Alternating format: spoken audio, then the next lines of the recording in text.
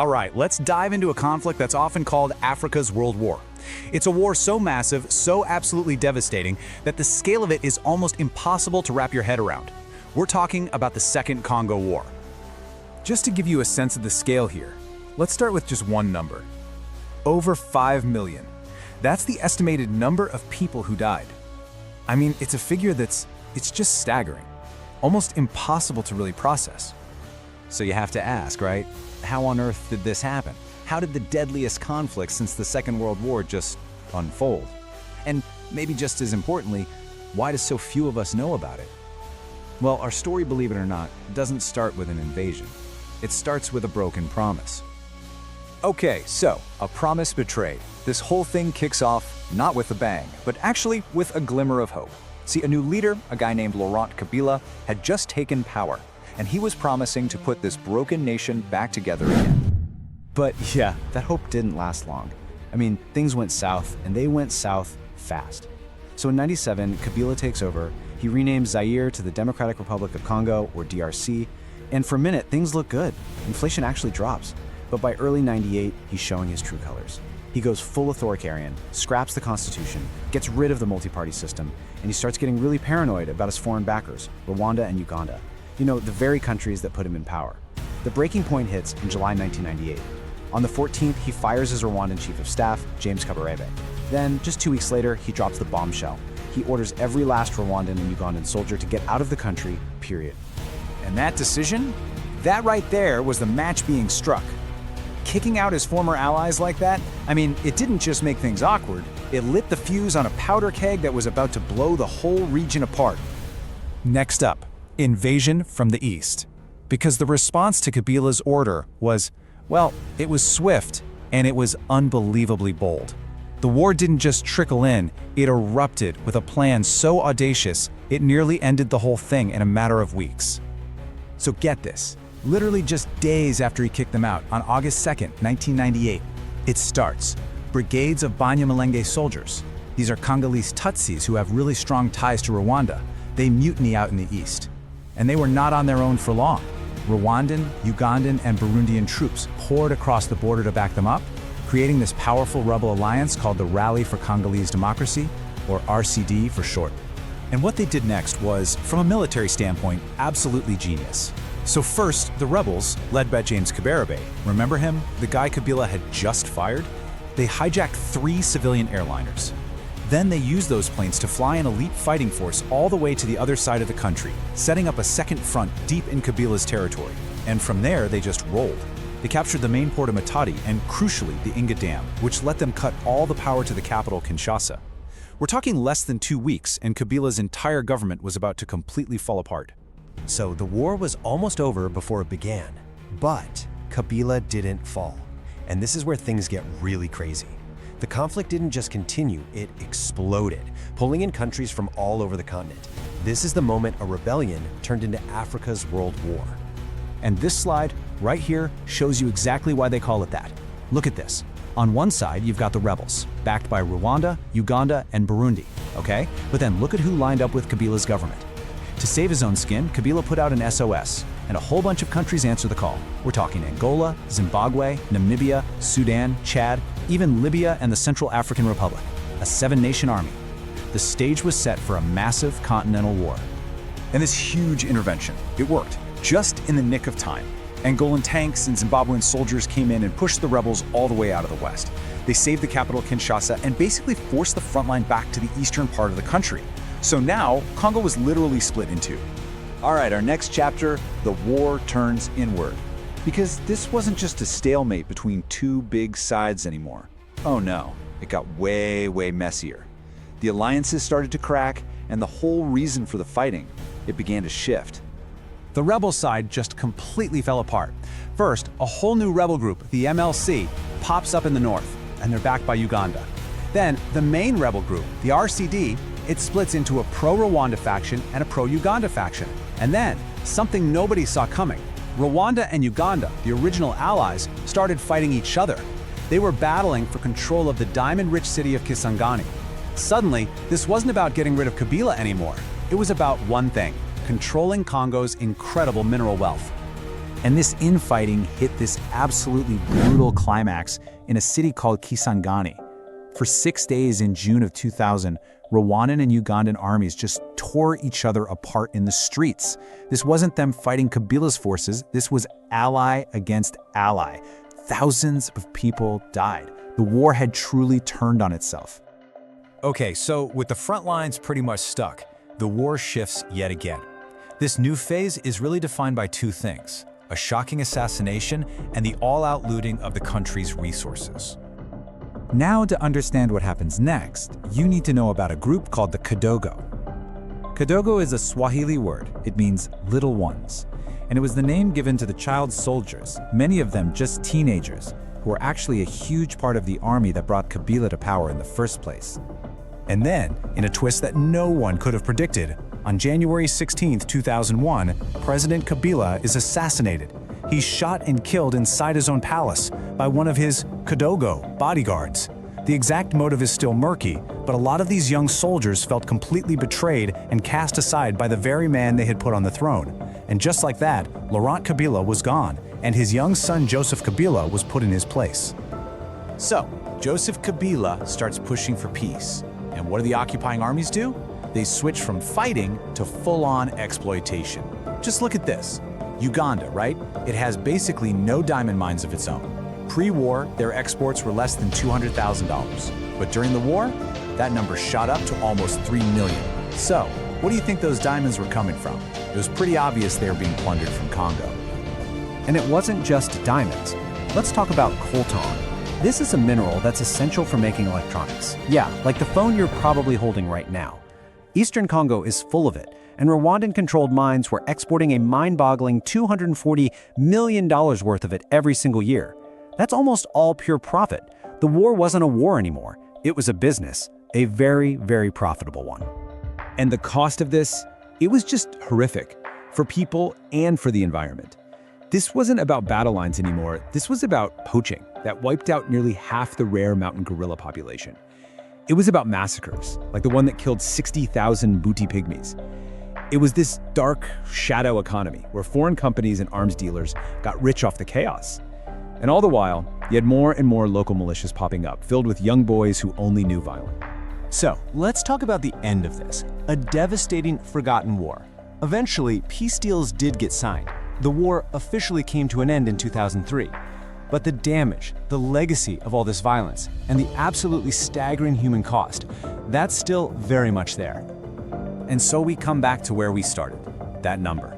Over 5 million dead. But here's the thing that's so important to understand. Most of those people didn't die in combat. They weren't killed by bullets or bombs. They died from things like malnutrition and diseases that are totally preventable, malaria, cholera. Why? Because the war had just completely and utterly destroyed everything. The roads, the hospitals, the clinics, the entire fabric of society was torn to shreds. Which leaves us with one final and honestly pretty haunting question. Think about it. This war pulled in 9 different countries, countless militia groups, and it killed more people than any other conflict since World War II. So why is it that the deadliest war of our time is also the one that most of us have never even heard of? Tonight, we're diving into one of the most pivotal and, frankly, tragic moments in post-colonial African history. It's a story of incredible hope that descends into absolute chaos and assassination. Let's set the scene. The date is January 17th, 1961. It's almost 10 p.m. Picture this. Deep in a remote patch of bush in Congo's Katanga province, headlights are just cutting through the pitch-black darkness. A Belgian police commissioner, a man named Frans Verschuur, is overseeing a firing squad. Their targets? 3 men, all of them brutally beaten. And one of them is Patrice Lumumba, the first ever democratically elected Prime Minister of the Congo. He stands there, silent. Then, shots ring out. It's a brutal end. But the horror, it doesn't stop there. The bodies are later dug up, dismembered, and dissolved in sulfuric acid. A gruesome, final attempt to literally erase him from history. Okay, so let's get right into it. How in the world did the man who led his country to independence end up the victim of a state-sanctioned murder just 7 months later? To really get it, you have to understand that the story of Patrice Lumumba's fall is the story of the Congo's birth, right into chaos. So let's rewind the clock. It's June 30th, 1960, Independence Day. The mood in the capital, Leopoldville, is absolutely electric. I mean, after decades of brutal Belgian rule, the Congo is finally free. But this moment of incredible triumph is sitting on a powder keg, just waiting to explode. So during the official ceremony, Belgium's King Baldwin gives this really condescending speech praising his colonialist ancestor. But then Prime Minister Lumumba gets up on stage, completely uninvited by the way, and delivers this blistering takedown of colonialism. For the Congolese, it was this moment of pure catharsis. But it deeply offended the Belgian delegation and sent these shockwaves through the West. You have to remember, this is the height of the Cold War. To leaders in Brussels and Washington, this fiery anti-colonial nationalism, it sounded dangerously unpredictable. And this is where it all just starts to unravel, incredibly fast. I mean, within 5 days of independence, the army mutinies. Within 10 days, Belgium has sent troops back into the country without even asking. And by day 11, the wealthiest province, Katanga, has completely broken away from the new nation. The dream is already a nightmare.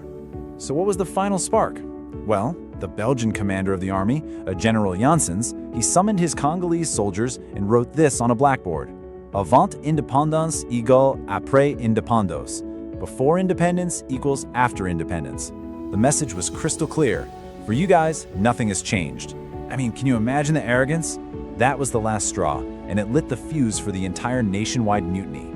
So now you've got this crisis, and it's basically splitting into two massive fronts. Out in the provinces, you have these powerful secession movements that are just tearing the country apart, and they're being fueled by foreign interests. And then, back in the capital, you have this bitter political rivalry that's about to paralyze the entire government. See, at the heart of all this chaos were these completely competing visions for what the new Congo should even look like. Prime Minister Lumumba, he fought for a strong, centralized government to hold this huge country together. But his rivals, they had other ideas. President Kasavubu wanted a looser federation of states based on ethnic identity. And then you had the secessionists, regional leaders like Moise Tshombe, who wanted to break away entirely and take their resource-rich provinces with them. And this guy, Moise Tshombe, leader of the mineral-rich Katanga province, he doesn't waste a second. Bankrolled by Belgian business interests who are desperate to keep control of the mines, he declares Katanga an independent state. And just like that, he robs the new central government of its main source of revenue.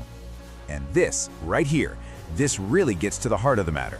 The powerful Belgian mining company, Union Minière, immediately advanced Tshombe's breakaway state the equivalent of $250 million today.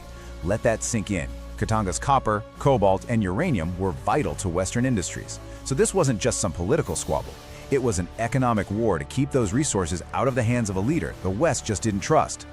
And as if one secession wasn't bad enough, another leader, Albert Kalanji, declares the independence of South Kasai, which is another region just packed with diamonds. The new nation was literally breaking apart at the seams. So while the country was fracturing, the political situation back in the capital was about to absolutely explode.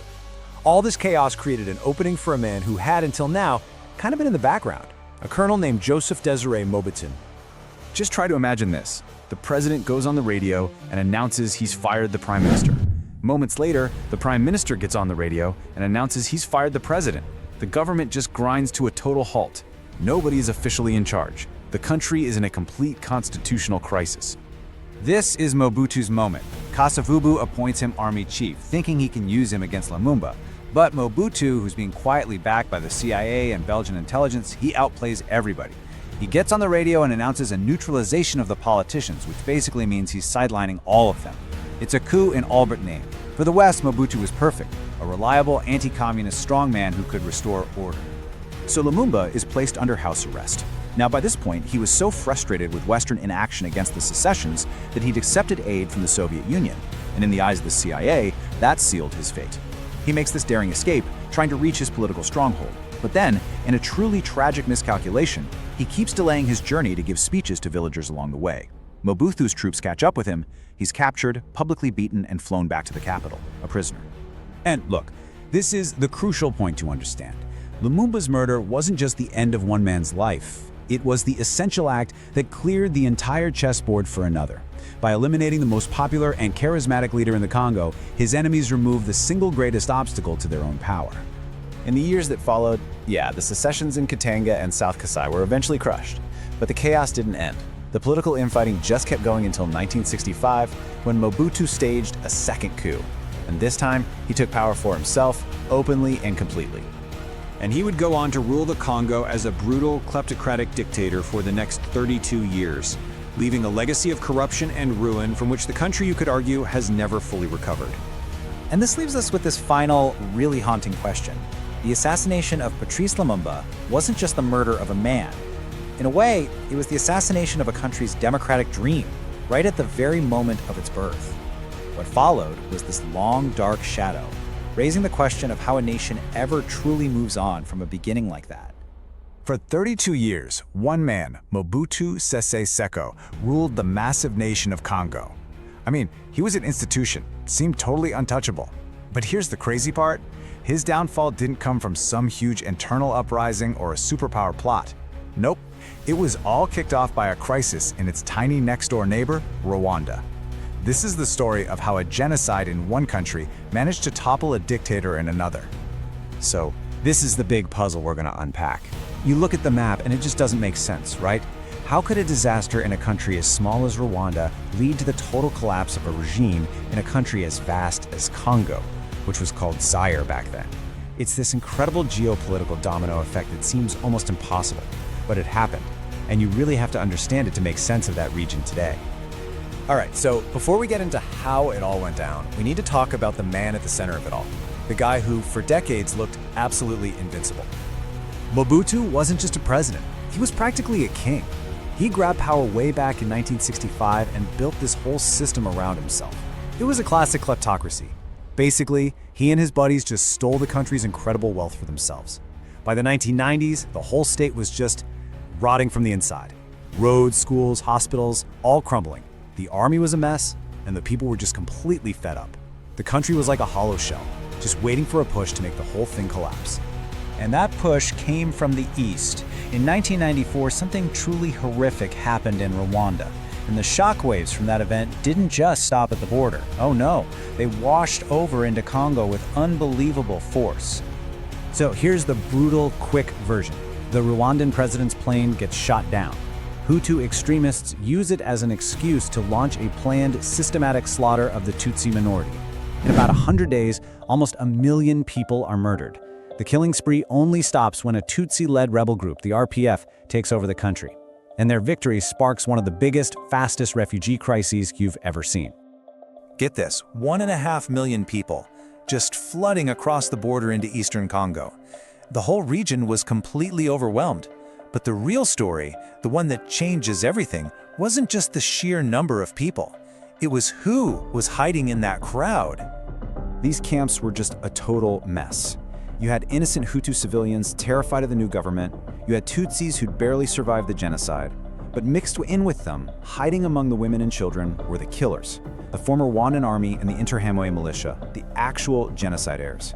And they weren't there to retire. And this is the absolute key to understanding what happened next. These were not just humanitarian camps. They were military bases. From the safety of Congolese soil, the killers regrouped, they rearmed, and they started launching attacks back into Rwanda. They wanted to finish the job. For the new government in Rwanda, this wasn't just a problem, it was an existential threat they absolutely could not ignore. And this quote from Rwanda's new strongman Paul Kagame just says it all. He was basically sending a message to the world saying, we're not just going to sit here and play defense, we're going to hit you where it hurts. He was making it crystal clear that Rwanda was going to go after the source of the problem no matter where it was. So Kagame's got this massive security problem, right? And he finds the perfect solution for it in eastern Congo, a region that was already a tinderbox of its own ethnic conflicts. Rwanda didn't just invade, it found a local fuse and lit it. So to get this, you need to know about these two groups, the Banyamulenge and the Banyarwanda. Now these are communities of people who've lived in Congo for generations, sometimes even centuries, but their ancestors came from Rwanda, and because of that, they were often treated like foreigners in their own country. This wasn't just a feeling either. In 1981, Mobutu's government passed a law that basically stripped them of their Congolese citizenship. Can you imagine? It created this powder keg of resentment and kicked off all kinds of local violence, long before the Rwandan genocide even happened. They were a community on the edge, and they were looking for a powerful friend. And Rwanda became that friend. Kagame's government saw a golden opportunity here. They recruited, armed, and trained a rebel force made up of these Banyamulenge guys. The The mission, at first, was pretty specific. Go into Congo and destroy those refugee camps that the genocidaires were using as bases. It was called the Banyamulenge Rebellion, but make no mistake, it was a Rwandan operation from day one. But here's the thing about lighting fires. They don't always stay where you want them to. What started as this very targeted, cross-border mission suddenly exploded into something way, way bigger. It became a full-blown revolution to get rid of Mobutu for good. This is where the whole story pivots. As these rebels started moving deeper into Congo, something amazing happened. The local Congolese people didn't fight them. They welcomed them. They cheered for them. Remember that hollow, rotten state we talked about? Well, the people living in it were so desperate for any kind of change, they saw these rebels not as invaders, but as liberators. So to capitalize on this wave of popular support, and let's be honest, to give the whole thing a Congolese face, a new group was formed, the AFDL. And the guy they picked to be the spokesman was this old-school anti-Mobutu revolutionary named Laurent Désiré Kabila. He was about to go from being a nobody to the leader of a country. And it wasn't just Rwanda anymore. Suddenly, everybody wanted in. You had this bizarre alliance of convenience. Everyone had their own reason for wanting Mobutu gone. Rwanda wanted to crush the genociders. Uganda was in it for regional power. Angola wanted to punish Mobutu for backing their own rebels. And of course, you had Kabila and the Congolese opposition who just wanted to take over. All their goals lined up perfectly, and they became this totally unstoppable force. So now you've got this huge coalition, you've got popular support on the ground, and what followed was just this lightning-fast military campaign across a country the size of Western Europe. Mobutu's entire regime was about to crumble in spectacular fashion. I mean, just look at this timeline. It's breathtaking. In just a few months, they swept from the eastern border all the way across the country to the capital. Major city after major city just fell, one by one. Mobutu's army, they were so demoralized and hadn't been paid in ages, they often just dropped their guns and ran. The momentum was just massive. And yet, even as the whole country was collapsing around them, the propaganda from the capital was just delusional. You had Mobutu supporters saying things like this, trying to paint him as this untouchable god, the eagle flying above it all. Well, the reality was a little different. Yeah, that's the reality. While his cronies were calling him an eagle, Mobutu himself was thousands of miles away in a European hospital, dying of prostate cancer. The big, strong dictator was frail, sick, and completely powerless to stop what was happening. The eagle wasn't flying high, it was falling out of the sky. And in the end, it was almost quiet. On May 16th, Mobutu got on a plane and just flew away into exile. The very next day, Kabila's forces, many of them just kids, rolled into the capital city, Kinshasa. There was no big final battle for the city. It was just over. 32 years of rule, gone in an instant. But we have to be really clear about this. This liberation came at a horrific cost. As the AFDL and the Rwandan backers marched across the country, they carried out absolutely brutal massacres. They were hunting Hutu refugees, and they killed indiscriminately. This war to get rid of Mobutu ended up costing more than 200,000 lives.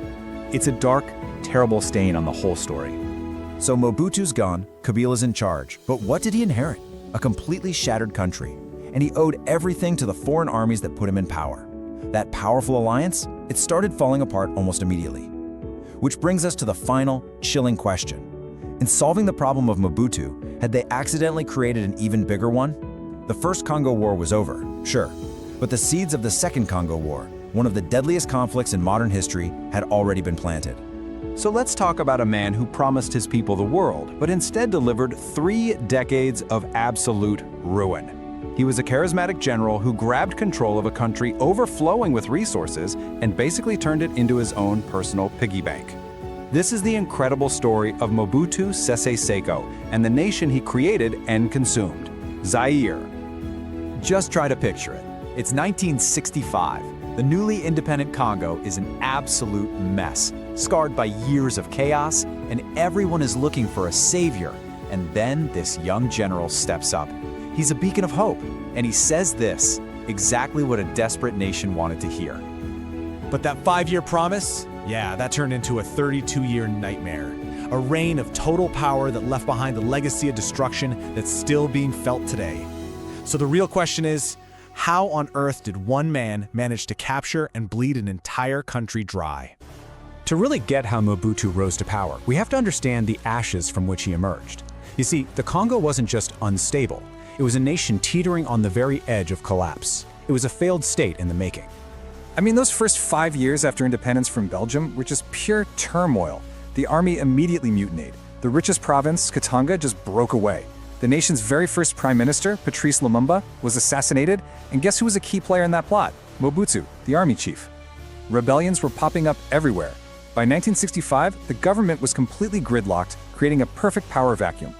And then, right in the middle of all that chaos, he made his move.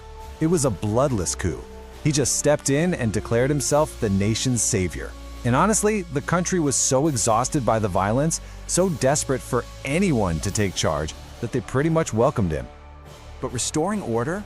That was just phase one. Mobutu's real goal wasn't to be some temporary caretaker. Oh no. He was there to build a system of total, unshakable control, to make absolutely sure no one could ever challenge him again. The speed and the sheer ruthlessness were just breathtaking. Parliament, gone. All political parties, banned. His rivals, like the former Prime Minister Arabest Kimba, were publicly hanged as a terrifying warning to everyone. He even convinced a rebel leader, Pierre Moulet, to come back from exile with a fake promise of amnesty, only to have him publicly tortured to death. I mean, they gouged out his eyes and amputated his limbs while he was still alive. The message could not have been clearer. If you oppose me, you will die horribly. So he had physical control, but then he pulled off this psychological masterstroke, a so-called cultural revolution he called authenticity, and this was just a brilliant, sinister move. He forced everyone to get rid of their colonial past. The country became Zaire. Cities were renamed. People had to drop their Christian names. He was creating a new identity from scratch. And guess who was at the center of it all? Him.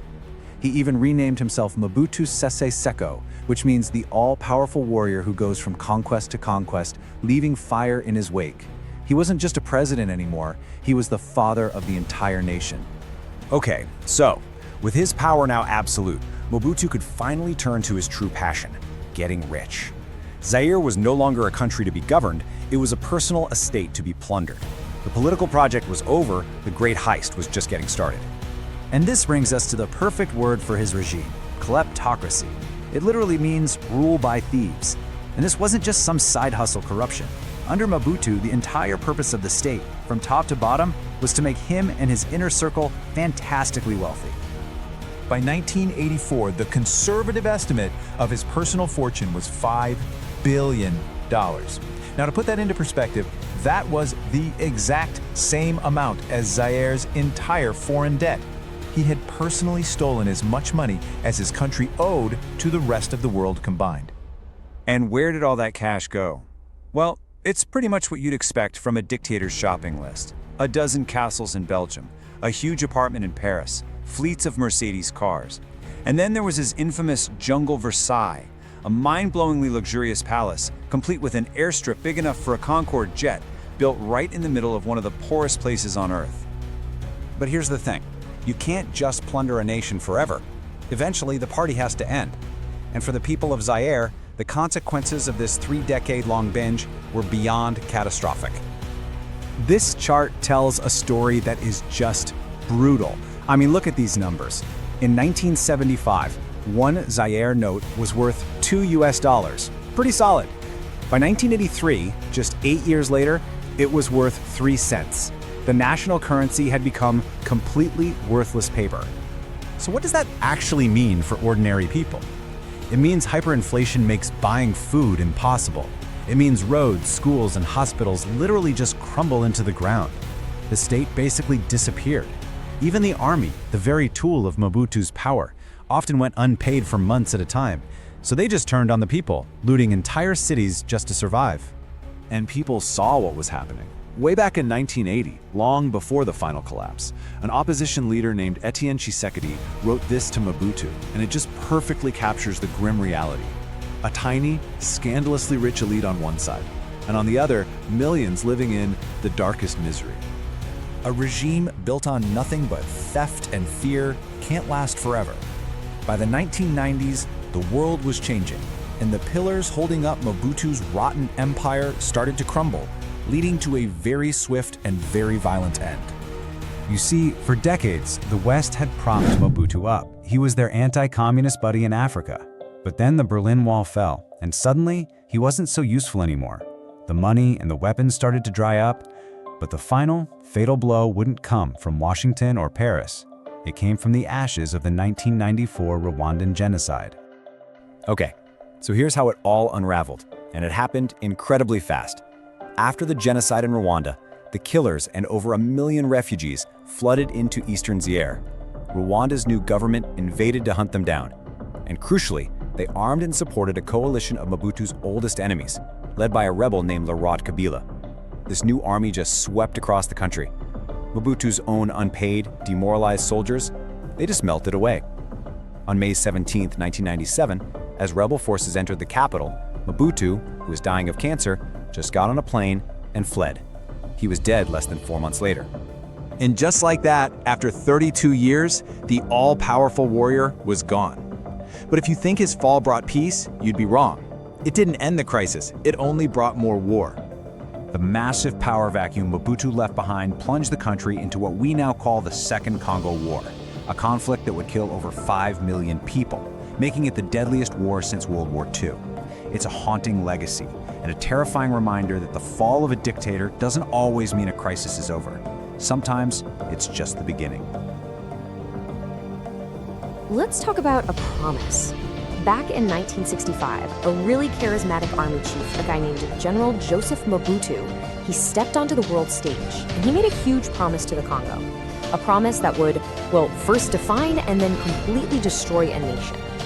So imagine you're there after years and years of just total chaos. This young, charming general gets up in front of a massive cheering crowd and says, "I'm gonna fix everything in just 5 years." You can just feel it, right? The hope in that moment, it must have been absolutely electric. But that 5-year promise, yeah, that didn't quite work out. It stretched into more than 3 decades of absolute iron-fisted rule. He basically transformed a nation's hope into his own personal playground. And that, right there, is where our story of how it all went so wrong really kicks off. Okay, so how on earth does that happen? How does a promise of prosperity morph into a 32-year dictatorship? Well, to get that, we've got to rewind. We need to go back to the exact moment he seized power, a really chaotic period known as the Congo Crisis. You know, the first 5 years of the Congo's independence were just pure turmoil. I mean, we're talking army revolts, entire regions just deciding we're out of here, political assassinations, and a government that was so paralyzed by infighting, it couldn't do anything. It was literally the perfect storm for someone to step in. And who walks right into the middle of all this chaos? Yep, General Mobutu. As the head of the army, he basically says, look, I'm the only one who can fix this. He made a big point of it. I'm not a politician, I'm a soldier. And he promised to bring discipline back to a nation that was teetering on the brink of total collapse. But you know, that promise of stability, it came with a crazy high price tag. See, Mobutu's idea of order had absolutely no room for dissent. He very quickly went from being the nation's savior to its dictator. And he started systematically crushing anyone, and I mean anyone, who could even possibly challenge him. And just look at how fast and how brutally he did it. In just a handful of years, he completely dismantled the government and got rid of all his top rivals. I mean, think about this. One was publicly hanged. Another was sentenced to death while he wasn't even in the country. And a third guy, he was tricked into coming home with a promise of safety, only to be gruesomely tortured and murdered. This wasn't politics, this was a straight-up purge. And you know, there was a twisted logic to it all. That public execution of his predecessor, Evariste Kimba, right in front of 50,000 people, that was a calculated move. It was pure terror, designed to send a message that was crystal clear. If you oppose me, this is what will happen to you. So, with all his rivals out of the picture, Mobutu gets even smarter. He realizes fear alone isn't enough. He needs an idea. So he decides to create a whole new national identity, one that would revolve entirely around, you guessed it, him. He called it authenticity. And on the surface, this was a genius move, right? A kind of post-colonial nation building. Let's shed the colonial past, embrace our African heritage. But in reality, it was just a tool for psychological control. Because by deciding what was authentic, Mobutu made himself the one and only judge of the nation's identity. He was literally erasing the old Congo to create a brand new one, made completely in his own image. And these changes were sweeping. They affected every single part of life. The country itself, it's now called Zaire. The city's got new names. He even got rid of his own European name, Joseph Desire, and became, get this, Mobutu Sese Seko Kokong Mbendu wa Zabanga. Yeah, try saying that 3 times fast. And hey, if you wanted to do business, you had to ditch your Western suit and tie for this special tunic he promoted called the Abacost. Everybody had to follow his lead, literally. And here's how he baked this new reality into the system to guarantee total control. It's a simple pyramid. At the very top, Mobutu, the founding president, the source of all thought. Under him, his political party, the MPR, which by the way was the only legal party. And then the state itself, the government, the army, the courts, all of it. They were just tools for the party to use. It's a simple but absolutely terrifying formula. The party was the state, and Mobutu was the party. So when you have that kind of absolute control, what do you do with it? Well, for Mobutu, it meant he could treat the entire country's treasury like his own personal piggy bank. This is where we get into the story of his kleptocracy, which literally means rule by thieves, and it was on a scale that is just almost impossible to wrap your head around. And for a little while there in the early 70s, it almost looked like Mobutu's big promise of prosperity might actually be happening. Copper prices were booming, and he brought the whole world to his capital, Kinshasa, for the legendary Rumble in the Jungle, that epic fight between Muhammad Ali and George Foreman. From the outside, Zaire looks like a real success story. But behind the curtain, Mobutu started this policy he called Zaireanization. He went and seized hundreds of foreign-owned farms and businesses. So, did he give them to the people of Zaire? Nope, not a chance. He handed them out like party favors to his friends and family, most of whom had zero idea how to actually run a business. The results? The entire economy was basically gutted, almost overnight. So while the country was falling apart, Mobutu was getting rich, and I mean incredibly rich. By 1984, his personal fortune was estimated at around $5 billion. That made him one of the wealthiest men on the entire planet. And the country he was supposed to be saving? While he was piling up his billions, Zaire's national debt exploded to a staggering $10 billion by the 1990s. Just think about that. He had personally stolen an amount of money equal to half of his entire nation's debt. So where did all that money go? Well, it sure wasn't invested in roads or schools for the people. Oh no. It went to things like a dozen castles over in Brussels, a fancy apartment in Paris, a whole estate in Portugal, a luxury yacht, a whole fleet of Mercedes-Benz cars, and, the cherry on top, a sprawling, jaw-dropping palace he built in the middle of the jungle in his home village, a place he filled with Venetian mirrors and massive mahogany doors. But here's the thing. A system built on this much theft, propped up entirely by fear, it just can't last forever. Sooner or later, the cracks in the foundation are going to start to show. And there are really 3 big things that started to shake his rule. First, a couple of rebel invasions showed that his army was basically useless without foreign soldiers coming to save the day.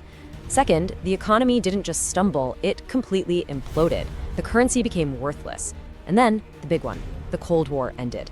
Suddenly, the US and its allies, who had supported him for decades as a shield against communism, well, they just didn't need him anymore. And back at home, people were starting to find their voice.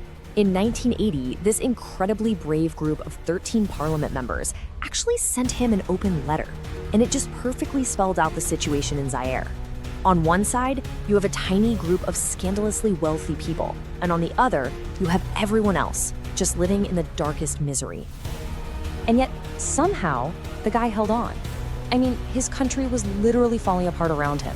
You had soldiers looting the cities, the rest of the world turning its back on him, and still, Mobutu refused to let go. He really was a master of political survival. And that brings us to this final, just fascinating question. After surviving all of that, the economic collapse, the rebellions, losing his friends abroad, what finally brought him down wasn't something from inside his own country. It was a catastrophic event that happened right next door, in Rwanda. It really makes you wonder, doesn't it? How are the fates of different nations so deeply and so often tragically connected?